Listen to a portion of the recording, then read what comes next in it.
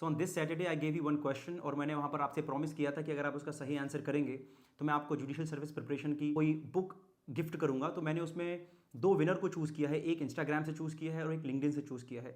I am not saying that the winners have given the correct answer, but they have given answer which is very close to the correct answer.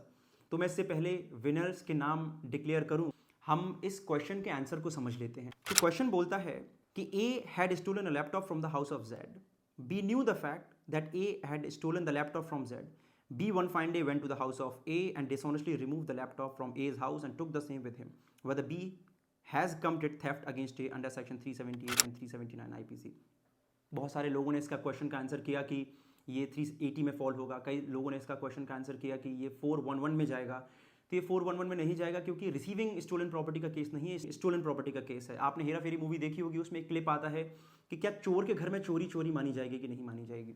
ये भी उसी type का ही question है कि अगर आपको पता है कि कोई चीज़ किसी के पास में अनलॉफुल पोजीशन में वो पहले से है, तो क्या आप उसको ये जानते हुए, despite of knowing this fact, if you are stealing that particular thing, whether that will fall under theft or not. मेरे क्वेश्चन का उद्देश्य और ऑब्जेक्ट ये नहीं था कि आप डिसऑनेस्ट इंटेंशन वाले इंग्रेडिएंट में जाएं। मेरा क्वेश्चन का इंटेंशन जो था वो था कि आप पोजीशन वाले एस्पेक्ट में जाएं, क्योंकि डिसऑनेस्ट इंटेंशन तो क्वेश्चन में बहुत क्लियरली दिया हुआ है। ये बहुत क्लियर बोलता है कि B one fine day went to the house of Z and dishonestly remove the laptop from his house. तो obviously before answering the question, even in judicial service means examination, हमें क्वेश्चन का intent पता करना बहुत important है। मेरे question का intent जो था वो ये था कि whether the expression position under section 378 of Indian Penal Code includes unlawful possession or illegal possession or not। तो हमारे आंसर्स हमें मिले कि हाँ ये थेफ्ट होगी, जो कि करेक्ट आंसर है, बट आपको क्योंकि रीजनिंग के साथ देना था, रीजनिंग मुझे नहीं मिल पाई, तो इसका करेक्ट आंसर है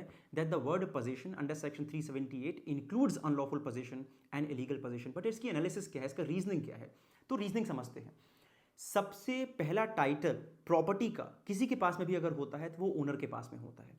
ओनर के बाद में दूसरा जो अगर टाइटल किसी के पास में होता है वो होता है जिसके पास में वो प्रॉपर्टी पोजीशन में होती है। अगर मेरे पास आज किसी प्रॉपर्टी का पोजीशन में है, even if it is unlawful position और illegal position, I have better title than the entire world, but I do not have the better title if I compare that to my owner.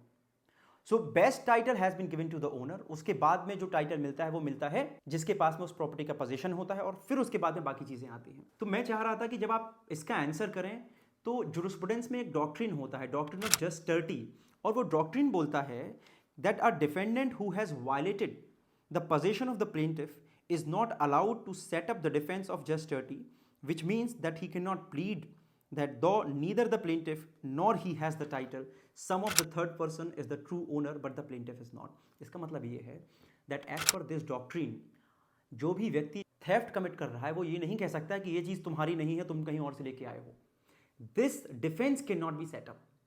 But इसके कुछ exceptions होते हैं, वो exceptions भी मैं आपके सामने लेके आना चाहता हूं, क्योंकि क्या पता आपके कल के दिन एक्सेप्शन से क्वेश्चन आ जाए। तो इसका एक्सेप्शन होता है पहला, when the defendant defends the action on behalf of and by the authority of the true owner। इसका मतलब यह है कि अगर चोर ये कहता कि मैंने ये लैपटॉप चुराया है, वह ओनर की कंसेंट से चुराया है या ओनर के बिहाफ में चुराया है, या फिर ये मैं ओनर को ऑलरेडी दे चुका हूं, इस सिचुएशन में ये थेफ्ट नहीं माना जाता even under section 378। But since in a present case the facts are absolutely silent about this fact, thus you had to confine to the facts of the present case, and the facts were very clear। Facts were clear that B knew this fact, that A was having the unlawful possession but he stole the thing। So in that time the defense of justice will not be applicable and the person will be liable under section 378 and 379 of Indian Penal Code। तो ऐसा ही एक landmark judgment Australian supreme court के पास आया था 1993 में, जिसका नाम था एनिक स्टैलिनो एंड सुलेमन वर्सेस आर, जिसमें सिमिलर काइंड ऑफ फैक्ट्स थे कि कुछ लोग किसी व्यक्ति के घर में घुस जाते हैं और ड्रग्स चुरा के ले आते हैं, और बाद में जब वो व्यक्ति केस फाइल करता है तो डिफेंस ये लिया जाता है कि जो ड्रग्स था वो उनका नहीं था जिसके घर में वो ड्रग्स थे, and he was not in lawful position of that particular property which was drugs. Court rejected this argument and held that that was the offence of larceny. तो अब मैं इसके साथ में जो विनर्स हैं जिन्होंने बहुत ही क्लोज आंसर किया है, मैं उनके नाम बताना चाहता हूँ। बहुत सारे लोगों ने करेक्ट आंसर्स किए हैं, कई सारे एडवोकेट्स ने भी करेक्ट आंसर किए हैं, लेकिन मैं एडवोकेट्स को इंक्लूड इसमें नहीं करूँगा बिकॉज दे आर प्रोफेशनल्स।